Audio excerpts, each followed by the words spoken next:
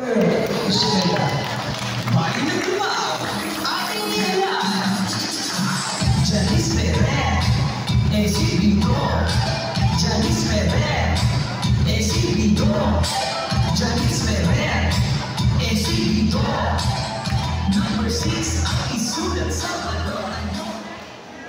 Thank you, Lolo Bert. Magandang gabi po sa inyong lahat. Gising pa po ba ang lahat? Hep-hep? Hooray?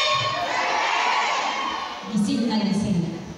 Una sa lahat, nagpapasalamat po ako sa buong may kapal dahil nandito po tayo ngayon, masigla at masaya at walang karamdaman.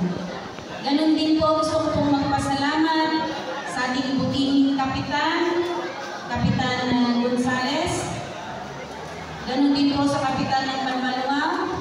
Sa lahat po ng bumubuo, barangay officials, BHW, Lopon, Barangay Tanod, maraming salamat po sa inyo pong pagpapaunlad. Ganon din po, gusto kong kunin ang gabi ito dahil Barangay San Isidro, Barangay Panmalungaw, salamat sa inyong pagmamahal sa akin.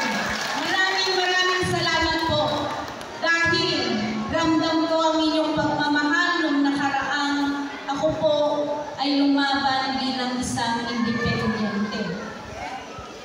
Sabi nga po nila, ito nga po, bakit nandito na naman po ulit ako ngayon? Ngayon pong gabi, nandito po ako sa inyong harapan para humingi po ulit ng inyong pagmamahal at suporta dahil marami pa po akong hindi nagawa. Sino nga po ba si Konsihala Isidro? Gaya na ng sinabi ni Lolo Bert, ako po ay isang ordinaryong mamamayan po lamang na nagdaan sa mahirap na pamilya, mahirap na buhay. Isa po akong working student. Mayroon po bang mga kabataan dito? Mga kabataan! Raise your hand! Makinig kayo mabuti. Ang edukasyon ay napaka-importante po sa atin. Bilang isang working student, pagka-graduate ko ng high school sa Doña Juana, ako po ay tumahak ng landas para maghanap ng trabaho at mag-aral. Dahil ang hirap po ng buhay. Noong mga bata po kami, naranasan ko po ang kumain lamang ng lugaw buong araw. Totoo po yan. Alam po ng Diyos yan. Kaya po ako nag-decide na magpursige dahil sa aking mga magulang. Nakikinig ba ang mga bata dito? Thank you. Gusto ko lamang sabihin sa inyo ng kahirapan ay hindi hadlang para ninyong makamit ang inyong mga pangarap. Maraming mga programa ang ating pamahalaan. Kung gusto ninyong mag-aral, tutulungan namin kayo, mga kabataan.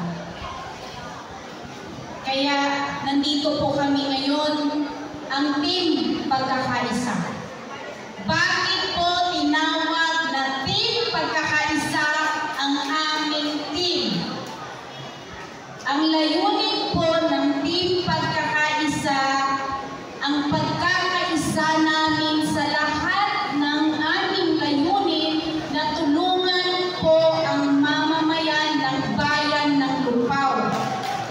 Yun po ang aming layunin. Isa pa. Makikinig po kayo, ha? Hep-hep! Thank you po. Paano po ba tayong mamimili ng isang tunay na leader? Ako po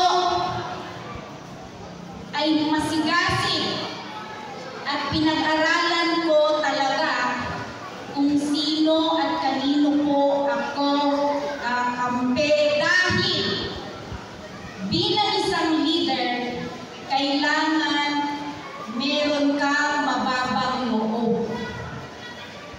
Meaning, you are humble. Pangalawa po, meron kang respeto sa iyong kapwa at sa iyong sarili. Pangatlo, dignidad at prinsipyo. Dapat meron ang isang leader na ito. Kaya po ako pumili ng aking magiging mayor, ang magiging mayor natin, incoming Mayor Jubilay Castas, at ang incoming Vice Mayor natin, Sir Jack Micay, dahil doon ko po naramdaman at nakita. Ako po ay isang, kung titignan ninyo, maliit pa rin hanggang ngayon. Pero ako po ay mapag-obserba. Tungkol naman po sa aking nagawa bilang first term incumbent councilor, una po na ginawa ko noong bago pa ako lumaban ay ang mga kabataan. Ako na po ay sikretong namimigay ng tulong noon para sa kanilang supplies, school. Ganon din po sa mga medical mission.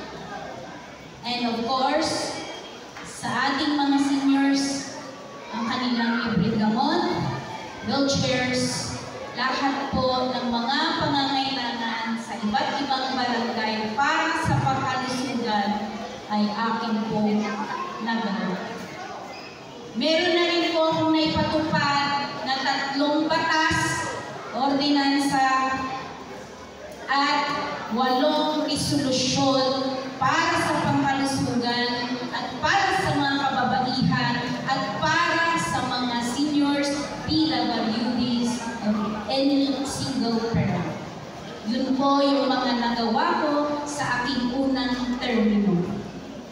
Ngayon po, humihingi na naman po ako ng inyong suporta dahil may 3 po akong gustong ipagpatuloy. Yung una po, yung pagbibigay ng mabuting serbisyo natin sa pangkalusugan sa pamamagitan ng mas maayos na pasilidad, sapat na gamot at medical assistance. Pangalawa po, pangalawa, yung pagpapaigting ng mga programang pangkabuhayan para makatulong po sa pang-araw-araw nating pamumuhay. Dahil alam po natin, lalo na sa mga magsasaka, kung magkano lamang po ang ating sinasahod, ating gunaan, tanay, makirigapasak mo ide, makiburbura sa tarong lang. Ang kupay mo na nakadasin sibuyas ide. Pero tata, sibuyas, manulang, isasawin nyo di may sangal daw. 300, kurang pa'y apo, di pang may saan daw kayo humahan. So ajay, di kaya ko may patupad, kataji pangatlo, siya, iti, maging instrumento para si kami, ang tugaw amin, at may sa kami para sa iba't ibang sektor, mas maayos at mabuti ang serbisyo namin sa pamahalaan at sa mamamayan ng bayan ng Lupao. Yun po, hindi ko pa po yun magagawa kung hindi nyo po kami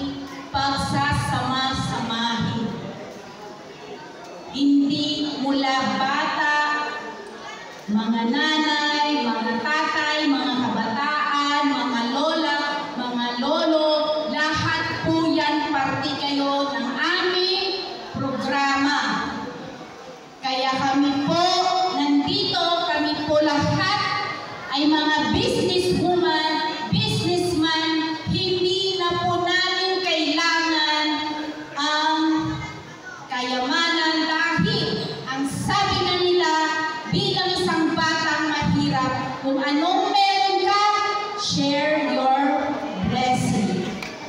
Yun po ang aming layunin bilang team pagkakaisa.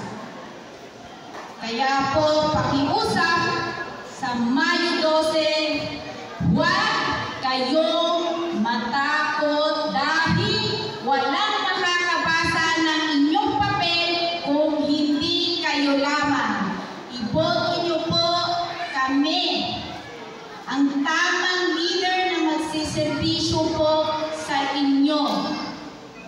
Dahil po mula sa inyo nakasalalay ang future ng ating mga anak at ng mga susunod pang henerasyon.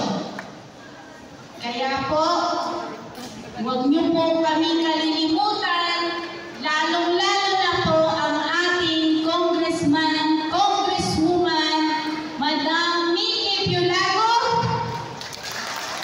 Ganun din po si Engineer Hermine Salcedo bilang bukal. Sama na rin po natin si Jason Avalos, bukal, Jason, at ang Agri-Party List para sa atin na mga magsasaka. Pwede po ba yun?